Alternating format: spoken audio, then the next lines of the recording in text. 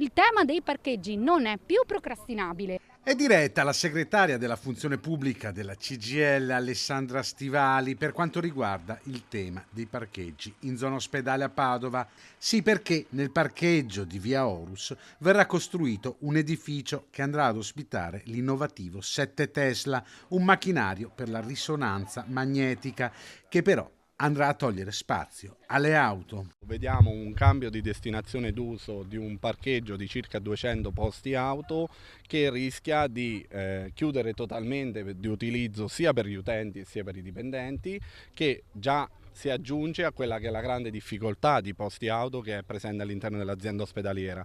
Per quanto in questi anni sia l'azienda sia noi come attività sindacale abbiamo fatto tanto per migliorare questa situazione, ma chiaramente i 15.000 e più utenti che si recano all'interno dell'azienda ospedaliera tra dipendenti e pazienti richiedono una disponibilità maggiore. I lavoratori non sono assolutamente contro il nuovo macchinario, dicono, chiedono però soluzioni innovative per il parcheggio di dipendenti e pazienti. Dobbiamo subito decidere, subito, non che mi venga detto dall'azienda che lo vedremo quando verrà fatto. Dobbiamo decidere subito che chi ha il posto qui venga già per il 25, fine 25, il 26 individuato un posto. Allora qui a fianco c'è la residenza Copernico, ci sono già posti assegnati, prendiamoli tutti.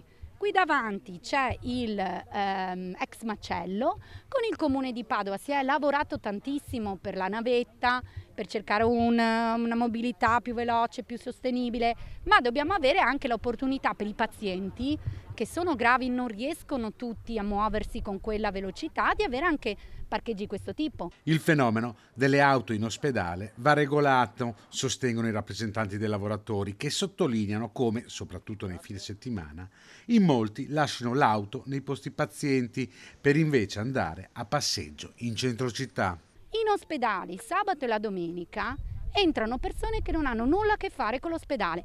Oltre che a controllare l'azienda l'ha fatto, perché non le mettiamo a pagamento? Allora no per i pazienti, no per i lavoratori, ma per chi viene a parcheggiare, che deve fare il giro in centro, con tutto rispetto, non è un parcheggio come può essere la Prandina, è un ospedale.